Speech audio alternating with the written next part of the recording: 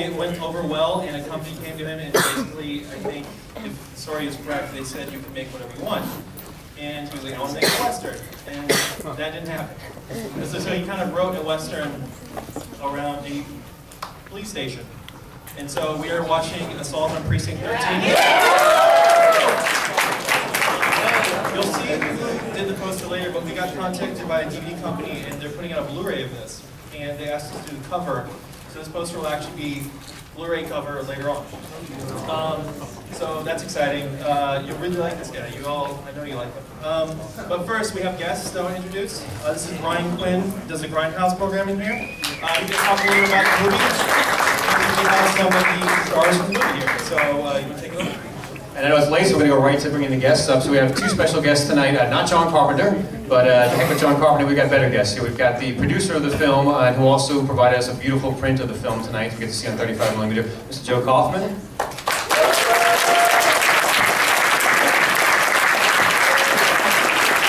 we've also got a good friend of mine who's also the star of this film, Mr. Austin Stoker.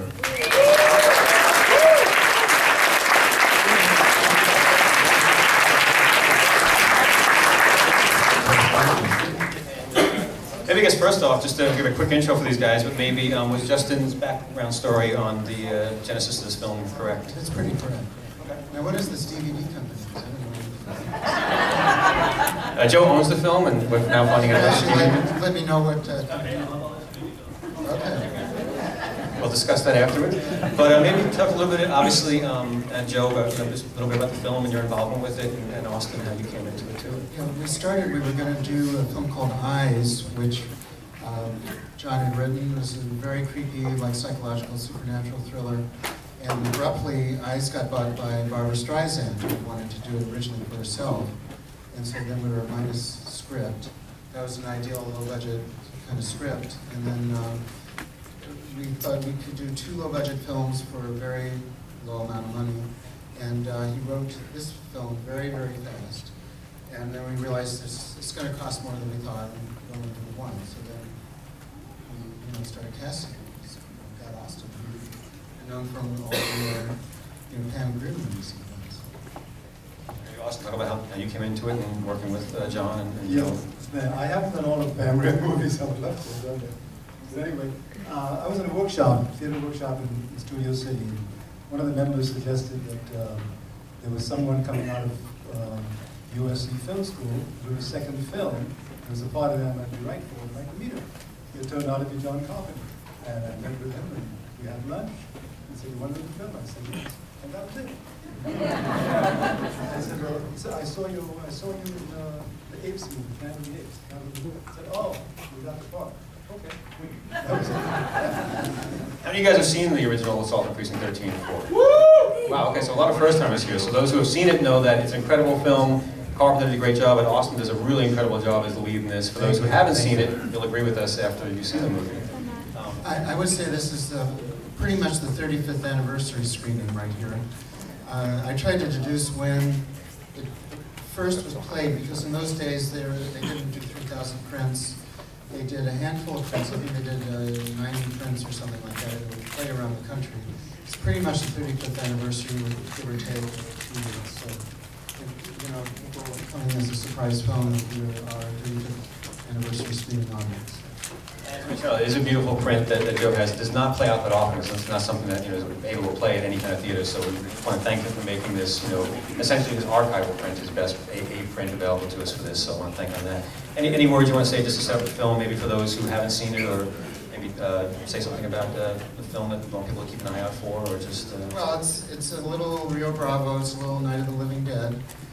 Keep your eye out for Kim Richards, a reality TV star of Real Housewives of Beverly Hills. She's 11 years old here. And she has quite a distinctive scene coming up. And shot in 4 weeks, and sort of disappeared on first US release, then it played in London Film Festival, did really well, and all of a sudden it started to get this cult reputation in its head ever since. And if you're a fan of John Carpenter's films too, you'll recognize some of the cast members in this who went on to show up again later, and Escape from New York and things of that sort. And Austin, how about you? Maybe some memories about working on the film, or something you want to say to set it up? Yeah, I do want to say that working with John Carpenter was such a joy. He's very knowledgeable, and I was so surprised for someone that young at USC Film School to be so knowledgeable about film.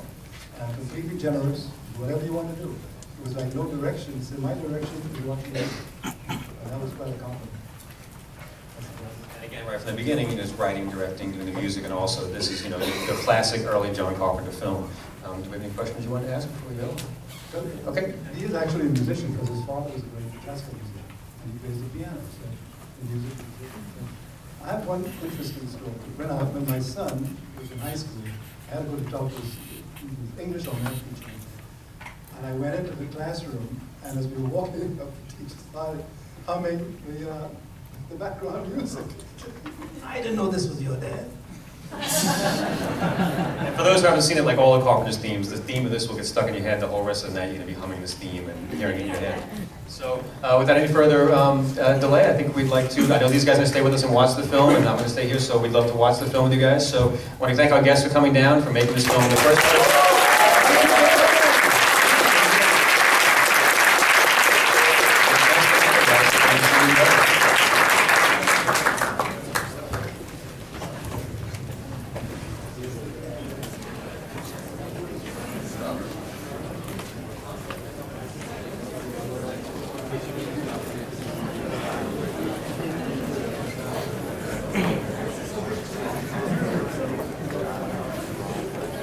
For those who don't know the film, I've seen the poster and it's incredible. So if you don't know the film, you're going to love it.